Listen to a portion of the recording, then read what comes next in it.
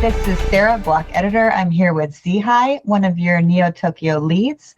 This series of interviews is designed to introduce citizens to their community leads and council members. So first of all, welcome ZeHi. Hi. Aloha. Aloha. So we always start off with your pre-crypto background, and we've done this one before, and I know this is an exciting tale that I should have recorded last time because it was so fun to hear. So I'm glad we're recording it this time. So give us your pre-crypto background. Who were you before Web3? Wow. Okay. Well, grew up on the East Coast. My family moved out to the islands, out to Hawaii when I was pretty young, around 9. When I was pretty young, I had some back injury, a pretty bad back injury. I was all into sports. I was a jock, just athletic, staying active. And I had a back injury when I was about 12, 13 years old, where I was putting a back brace for a year. And so that kind of changed the trajectory of my life a bit. And I started getting more introspective at a very young age. I found some books about the Amazon and ethnobotany, and even some shamanic descriptions of the uses of plant medicine such as ayahuasca.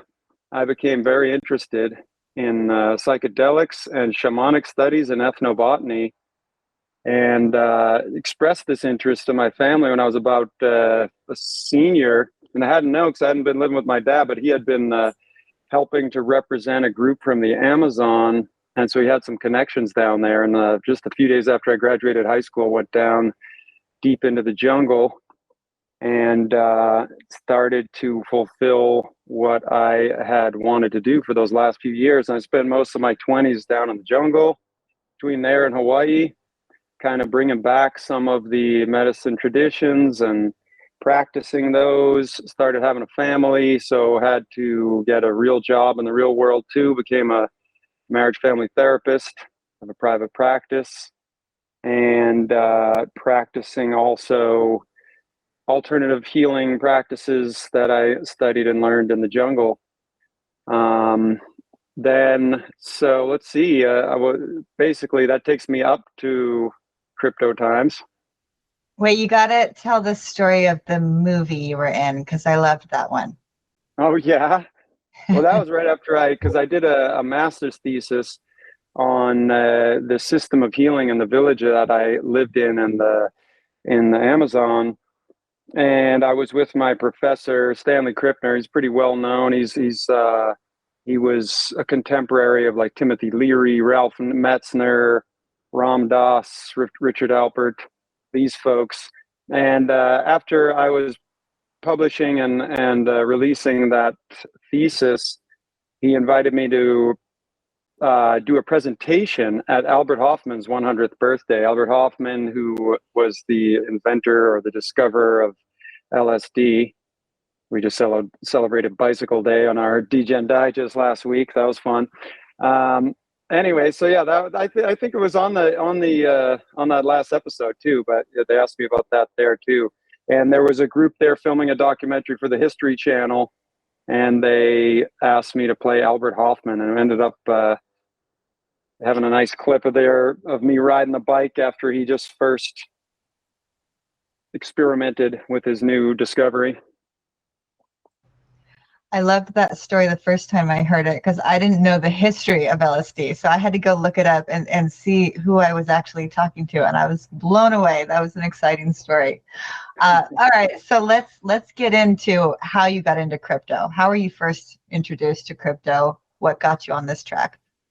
Yeah, I can't say I got in that early. The restrictions in Hawaii were pretty strong. I mean, I couldn't even get on any of those major centralized exchanges. They were not accessible. I had a client who was a teenager. This was like right after the pandemic, and we went to telehealth and working online.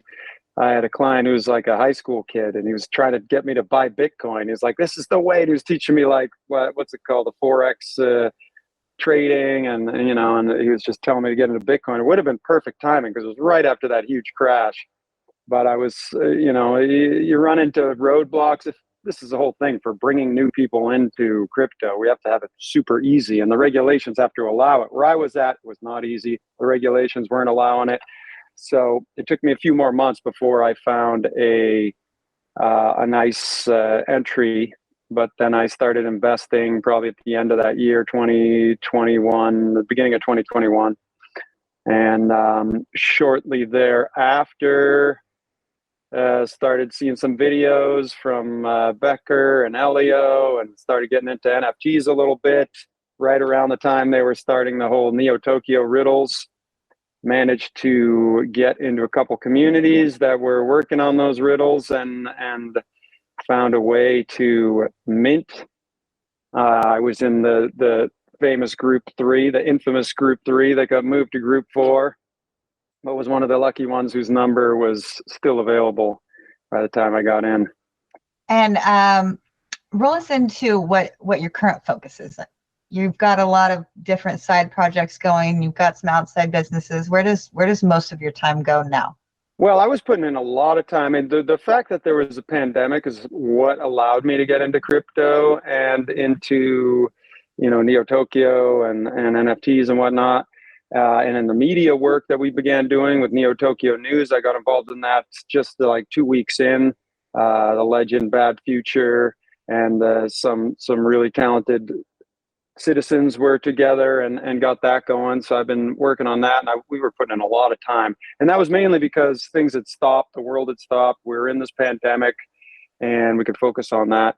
But now, with the world going, I'm jumping back into what I was working on right before that started, which of course is a private practice that I have, and a family with three children to support. I help manage several farms on the islands, on like 3 different islands here. Both sides of the island I'm on, and we have some communities that we're developing, sustainable living and alternative healing work.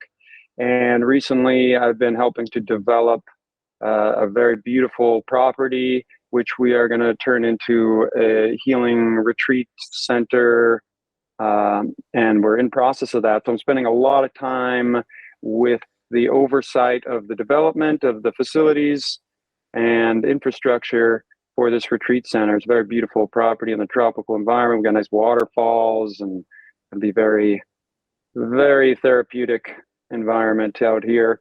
Beyond that, I also consult with some other projects. I work with this one group that we just put a telescope on the moon a couple of months ago, on the first commercial moon lander that Intuitive Machines landed. It tipped over at the last minute. So one of our telescopes was actually facing the lunar surface, and the other one was facing the sun.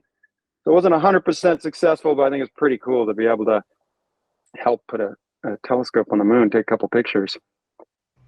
So I got a lot going on, basically. Yeah, I've been following you on Twitter. It's always something different. I know citizens are itching for a Neo Tokyo retreat out at your place. I hear them nudging you on that one every once in a while. But the moon episode was pretty wild, watching what you guys were doing over there. All right, so for citizens who don't know, what is your main expertise? Why would someone reach out to ZeHi within the Citadel? Well, in the Citadel, I got a lot of connections, being there quite some time, since the beginning. And definitely want to help welcome whoever's showing up, looking to put in some good energy. Beyond that, I mean, my expertise is usually in the area of mental health and mental, spiritual, overall health. So I try and integrate that into the crypto work, because to be successful in crypto or in Web3, we need to pay good attention not only to our mental health, but to dominating these psychological factors that can make the difference from us being ahead of the game and playing this 4-dimensional chess, to just being one of the sheep that's led around through the fear and the greed and the normal patterns that basically make the market shift and direct it so much. I love it. I actually really enjoyed your health as wealth spaces. Those were like a really good goal setter trajectory for my week. I always kind of killed it after that, and so I was glad it came midweek. It gave me a little energy to get through the rest of the week. Yeah, we'll Um, have to get those going again soon. yeah, I missed those already. Um, all right, so what should someone not reach out to you for? What do you hate working on? Well, I'm not going to do anybody's paperwork. I'm not going to do anybody's accounting. Any of that kind of stuff. It needs to be done, but I don't think I'm that person for organizing stuff or, I wouldn't be the best one for trading advice in terms of PA and whatnot. Although I'm getting a pretty good feel of it after some time. The Deegan Digest is pretty good. I don't know. We might be coming to you soon for TA. We'll see. Okay, so what are you most known for in Neo Tokyo? I know you for the news. A lot of people don't know the background story of how that started. I think it's a good one to hear. But lead us off on what everyone knows you for. Yeah, I would say Neo Tokyo. It's definitely the news. It's been myself and Bad Future and Phoenix Down have been pretty consistent with it from the beginning. We've had a few others join us throughout that journey, like Flower, Shamsi, But Would Ya, and plenty others. But basically, that started early on. There was pretty much chaos in the beginning of Neo Tokyo. It was this great experiment that Elio and Becker put out for us, and there was so many people. These 2,000 people that got in that were so excited that have worked so hard to get there, but there was very little direction or instruction. We were just told to make things and create and organize. And Bad Future saw those instructions. He should probably tell that story. You can ask him for a more clear story of it, but he felt like he was going to follow those instructions, and he formed a newsletter. On the second day he started this newsletter, and then he got a bunch of people, some writers and editors to come together and create it was the first division in Neo Tokyo that was ever formed. And we did newsletters. Like I said, I jumped in about a week or two in. We did newsletters every day for 230 something days straight. It took a lot of work. We were putting in hours a day. Those were some wild times, putting those PDFs, and it became like the voice of Neo Tokyo, the voice of the people. And it was a pretty magic time when it was all internal to Neo Tokyo. After a while, the markets shifted, the energy shifted, and we started to shift our focus out towards general media and being a voice to go out of Neo Tokyo, so more people can know about what we're doing, but all and what's being built in Neo Tokyo, and our perspectives on the general market at large. So I think that's what I'm known for more is my work with Neo Tokyo. I've always been trying to bring in some kind of mental health focus just from my own work and expertise and spread good vibes. And you are sort of one of the original leads. So this question is a harder one for you. Why join the leads? What's your goal there? But maybe you could give it to us. What's your goal now to stay in there?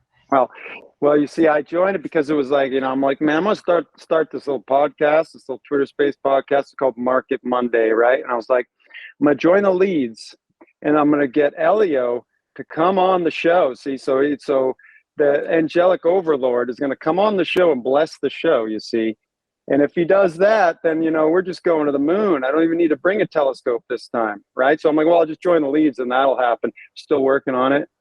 This next week might be the week, Market Monday. Check it out every Monday, 4 p.m. on Twitter. Yeah, and then beyond that, I just wanted to have a voice in there to help. Sorry, I got a little call came through on this side, but just wanted to be able to help the direction of Neo Tokyo, the health, and represent, as we had been doing through the news, the voice of the people as much as possible. I'm actually going to be moving to the council now. I'm going to step down because, as I've been saying, with the return of all this action in the world, my focus is a bit more elsewhere as I need to work on building the center we're doing here. But I definitely plan to stay in touch, to keep working with the news, to keep working on these media initiatives coming out of Neo Tokyo with all these great friends and good people that I've met, both in Neo Tokyo and the broader Web3. So I'll be doing the council thing here coming next quarter. Nice. Well, we'll still have you there. That's all that matters. All right, the hardest question, the one that has stumped them all. One word to associate with ZeHi. This can be any word you choose, but it's your word. Okay, well, yeah, that's always an interesting question. I think the thing that keeps coming up to me is like nature.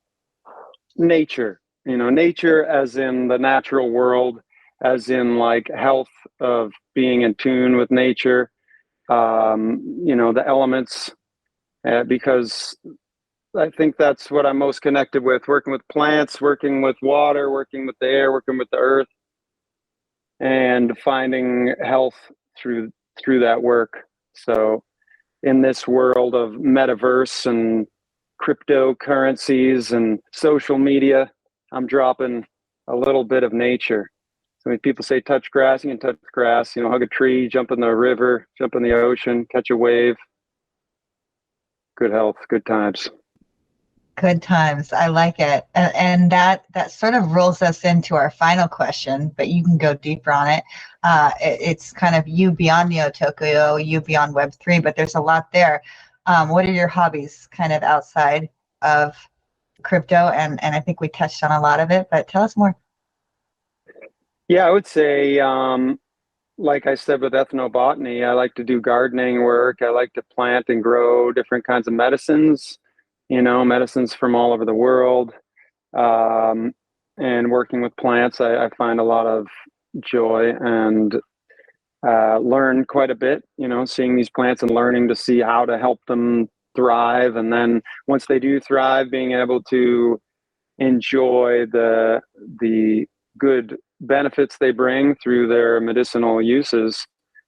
So that's probably my favorite thing. Beyond that, I really like paddle boarding. I surf, but I surf more on a stand-up. And so I love getting out on the stand-up and paddle boarding. I'll play smash ball on the beach. It's like a paddle ball on the beach, almost like tennis, but just on the beach right there right by the ocean. Play that for sunset. These are gorgeous things, man. I don't know. I can't share too much sometimes because I feel like, I don't, I got a good life. What can I say, man? I'm like, geez, it's a struggle today. I got to really have a rough time. Should I go jump in the waterfall down there, or should I go to the beach and go surf? I don't know, man. It's tough choices, I got to deal with. It looks tough. I've seen your Twitter, and I know I can feel your pain and your struggle out there on the islands, and we're all rooting for you. And that's it. We are going to wrap it up. This is Sarah, Block Editor. Today we had one of your community leads, ZeHi, on, and we'll see you back next week with another episode. Bye. All right. Just want to say thanks. Shout out to Sarah, Block Editor, all the work she's doing.